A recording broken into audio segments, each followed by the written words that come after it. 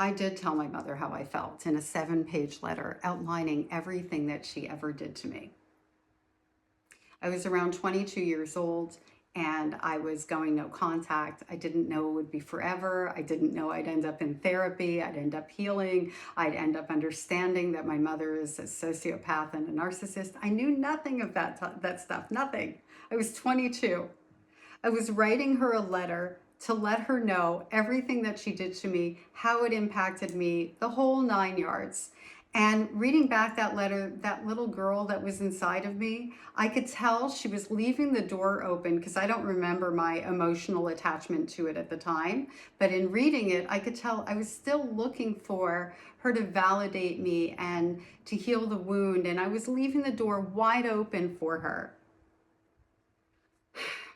If somebody walks up to you and punches you in the face, gives you, let's say, a black eye, and then, a week or two later, they walk up to you and they kick you in the shin.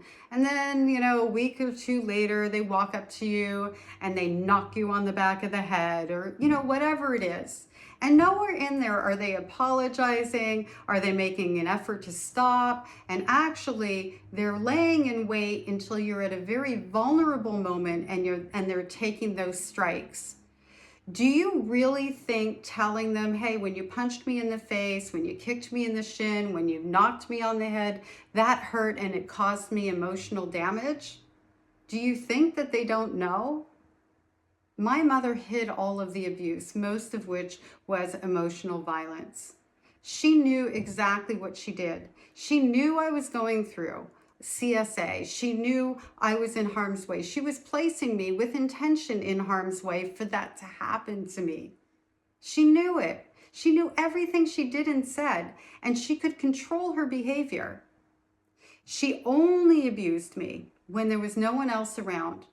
So the house would be empty from the housekeeper, my stepfather, well, one of my stepfathers, and my mother's son. There wouldn't be anybody at home when she abused me. She would lay in wait and do that. Or we'd be in the car or, walking through the mall, whatever it was. And when I say walking through the mall, I'm talking about the things she would say to me that nobody else would hear. She would wait for her opportunity to hurt me without witnesses around. And when other people were around, she played the mother of the year, which proves that she knew what being a loving mother looked like. So telling my mother all the ways that she hurt me and all of the things that she did just gave her the validation of knowing that it indeed hurt me deeply and that I was still carrying wounds over it and that she still had some sort of ability to have emotional impact and control over me. I'm not telling you not to do it. I'm just pointing out something to you that maybe you hadn't thought of. Write in a journal, write a letter, and then decide if it's something that you want to say and do. And when you do that, make sure you know what you're looking for and you can handle the possible disappointment that comes with being invalidated and, in my case, called a liar and all of those different things that I grew up being called. I've been the family liar since I was 4 years old. And the whole rest of the family who I told my feelings to, who I told different things about, this happened, that happened, or not happened, my mother did, they stood with her because I have been the family liar since I was 4 years old, and my mother locked that into place.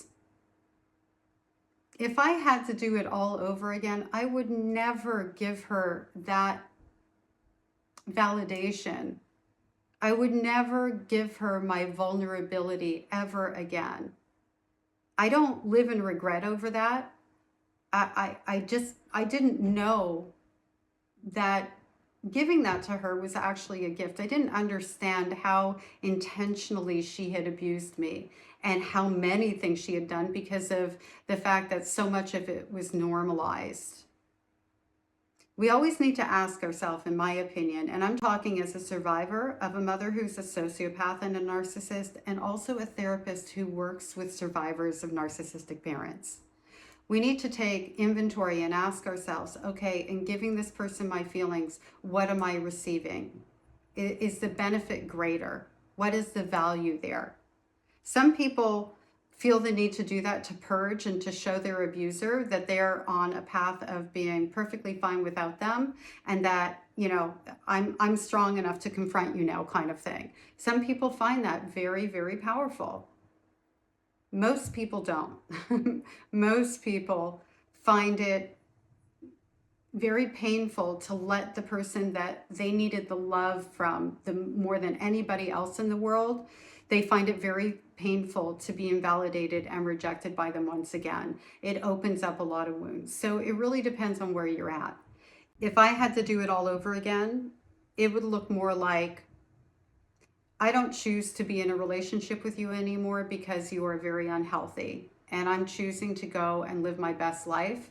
I wish you the best. I would literally put it that way, because I would want my mother to know that in spite of what she did to me, I'm going to go off and live my best life, and she no longer has any control over me.